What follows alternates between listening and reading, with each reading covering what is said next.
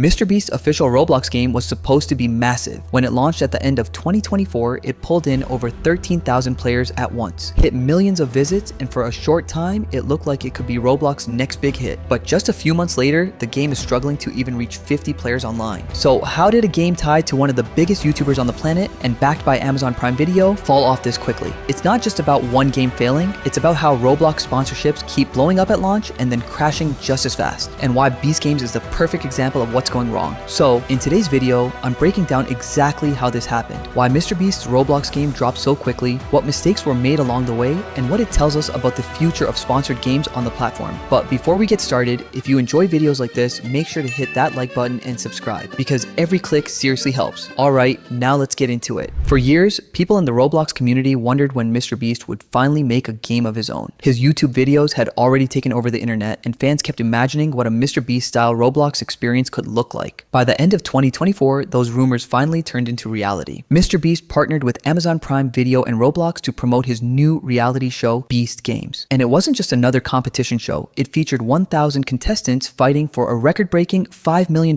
prize, which later doubled to $10 million, the largest payout reality TV had ever seen. The Roblox game launched the same week the first episodes hit Prime Video in December 2024, and it wasn't a quick throwaway project. From the start, it looked polished and professional. The official group behind it, Beast Games Official, Prime Video, rolled out a full hub of competitive minigames, a currency called Beast Bucks, and exclusive UGC rewards like the Cash Crown and the Beast Games Cape. These items were limited in number, which made them instantly valuable to anyone lucky enough to grab them. The launch went exactly how you'd expect, with MrBeast's name attached. Within just a few days, the game was pulling in 8,000 players at once, and by mid-January 2025, it peaked at more than 13,000 concurrent players. For a short while, Beast Games looked like it could become one of Roblox's next major hits. And what really kept the momentum going were those rewards. Everywhere you went inside Beast Games, there were free UGC items up for grabs, things like backpacks, pins, and crowns. These were linked to challenges or mini-games. Players could earn Beast Bucks by competing in rounds, then spend them in the shop. But the real draw was the limited UGC. For example, the Cash Crown only had 15,000 copies, and the Beast Games Cape was capped at 50,000. Once they sold out, that was it. You couldn't get them again. On Roblox, that kind of scarcity always creates a rush, because these items instantly gain trading value. People weren't just chasing them to wear in-game. They wanted them because they were rare. Owning one meant you had something that most players would never get, and that kind of exclusivity made the grind feel worth it. And that's why the game exploded early on. Players flooded into servers, replaying the same mini games for hours just to stack Beast Bucks and race to claim whatever limiteds were left. This isn't unique to MrBeast's game either. Roblox players have shown time and again that free limiteds are one of the fastest ways to spike a game's player count. We saw the same thing in past sponsored events where items with only a few thousand copies turned into status symbols almost overnight. But the problem was obvious from the start. Once the UGC was gone, the motivation to keep playing dropped with it. And that's exactly what happened here. At first, the limited items were enough to keep players coming back. Whenever a new episode of the Prime Video show dropped, the game would see another burst of activity. Players jumped in to grind Beast Bucks and play minigames, all trying to grab the newest UGC item before it was gone. When the Cash Crown or the Beast Games Cap became available, servers filled up quickly, and for a short time, it felt like the game was alive again. But the excitement never stuck around. As soon as an item sold out, most players logged off. They only returned when the next item was released, and even then, the crowds weren't as big as before. Each new drop felt a little less exciting than the last one, and slowly the energy around the game began to fade. By March 2025, just 5 months after the launch, the cycle had ended. The giveaways were over, and no new updates came to replace them. Even though the game had already passed 24 million visits, Roblox trackers showed the average playtime was barely 2 minutes. That means people were joining, collecting what they needed, and leaving almost right away. And this is where the weakness of the game became obvious. The minigames themselves weren't bad, but they weren't unique either. They felt like a simpler version of Epic minigames, which has been running for years, has billions of visits, and still gets regular updates. Competing against a proven game like that without adding something new or exciting was always going to be an uphill battle. In my view, this was the mistake that really hurt Beast Games. Instead of focusing on gameplay that could stand on its own, the developers relied too much on UGC drops to keep players interested. Once those rewards were gone, the game didn't have much left to offer, and most players simply went back to the games they already enjoyed, like Epic minigames, Brookhaven, or Blox Fruits. Now, I just want to be clear, there's no disrespect to MrBeast. Beast Games was actually a well-made project with a lot of effort put into it. This is just my take on what went wrong. And the truth is, what happened to Beast Games wasn't unusual. This is something we've seen over and over again with Roblox sponsorships. A big brand or celebrity launches a game, it takes off at the start, but after a few weeks weeks, the excitement is gone. Take Mark Rober's Build a Rocket, for example. When it first came out, it had thousands of players online and even pulled in over 16 million visits. But just like Beast Games, the moment the free UGC rewards ran out, players left. And today, it's almost forgotten. Or look at Sonic Speed Simulator, a big branded hit with major early numbers and collab content. But its regular updates and features didn't always keep pace with what players expected. There was hype at launch, but you can see interest cooling off once fresh content slowed down. And it's not that these games were bad, some of them were well made and looked great. The real problem is that most of them were built for quick promotion, not for long-term play. Players show up for the rewards, grab what they want, and then move on. You can see the same pattern with other branded games too. Even Chipotle's burrito event drew massive crowds for a day, but after people claimed their free item, they had no reason to return. And I'll say it again that there's no disrespect to the creators of these games. What I'm talking about isn't the quality of the games themselves, but the way they were handled and why they didn't last. They think giving away free UGC or holding a short event is enough, but Roblox players aren't looking for a one-time ad. They want games they can stick with, something that updates and keeps growing. If you don't give them that, they'll just go back to the titles they already love. That's why unless a brand brings something new or partners with a game that already has a strong community, the hype never lasts. And this is exactly the same mistake that brought Beast Games down. But it's not all bad news. There are examples that show how brand partnerships can work when they're done the right way. A good example is Wimbledon Tennis Showdown. Tennis didn't really have competition on Roblox, so when Wimbledon launched their game, it immediately stood out. They didn't just release it and walk away either. The developers kept updating it with new quests, events, and rewards, which gave players reasons to come back every week. And if you look at the biggest games on Roblox right now, like Brookhaven, Blox Fruits, Adopt Me, or even Pet Simulator, they all have the same thing in common: constant updates, progression systems, and communities that feel alive. Brookhaven keeps adding new roleplay features, Blox Fruits drops massive content updates with new seas and fruit reworks, and Adopt Me runs seasonal events and limited time pets. These things keep players hooked for months and not just a few days. Even the 2025 meta proves this. Grow a Garden became a phenomenon, hitting close to 22 million concurrent players at its peak. The reason it worked is simple. It delivered updates constantly, added new systems like cooking and trading, and built loops that kept people grinding for rare pets, seeds, and rewards. Instead of fading after the launch hype, it gave players new goals week after week, and that's what turned it into one of the biggest Roblox games ever. And this is exactly what games like Beast Games were missing. They launched with a lot of polish, but there wasn't any long-term plan, and this was a mistake. If MrBeast had partnered with an already successful game, like having a Beast Island in Brookhaven or a special Beast-themed fruit in Blox Fruits, the collab could have lasted way longer. Players would have kept seeing it as part of the games they already loved instead of just another short event. So, the lesson is clear. If a brand wants to succeed on Roblox, it either needs to build something truly unique or work with a game that already has staying power. Anything else ends up being temporary. However, some people argue there was another way MrBeast could have made his game last longer, by offering real money prizes. A lot of people bring up the same idea. If MrBeast gave even $5 or $10 to leaderboard winners, this game would have gone viral forever. And honestly, on the surface, it sounds like something he would do. His whole brand is built on giving away money. But on Roblox, it's not that simple. Roblox's rules around contests and giveaways are very strict. The platform has a huge under 13 audience, and there are advertising standards that make it risky to hand out real cash or Robux as prizes inside a game. Roblox allows promo codes for in-game items, but anything that looks like a money contest is off limits. Developers have asked about this many times on the official dev forum, and the answer is always the same. You cannot tie real money or Robux prizes directly to gameplay. If you want to run something like that, it has to be done off-platform with legal terms,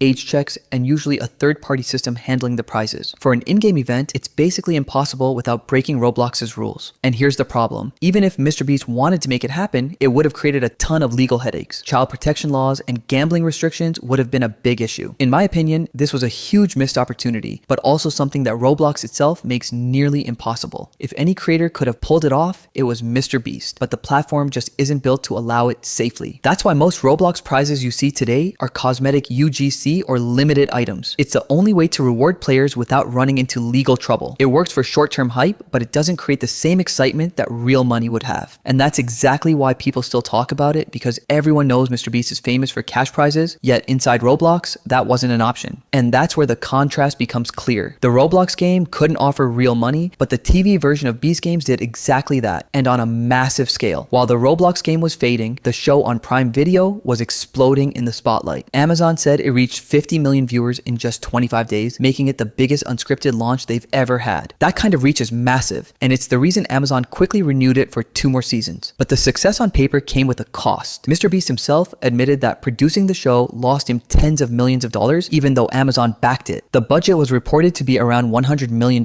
which made it one of the most expensive reality shows ever made. It shows how much risk he was willing to take just to make the show as big as possible. And in my opinion, this is where the contrast really stands out. On one side, the TV show was making headlines everywhere. Even with the backlash, it was impossible to ignore. On the other side, the Roblox game, which could have been the perfect tie-in, quietly lost its players and slipped into the background. It almost feels like the game was treated as an afterthought when it should have been used to keep the excitement alive between episodes. And that's how I see it. But do you think Beast Games could have worked if it was handled differently? Drop your thoughts in the comments and I'll see you in the next one.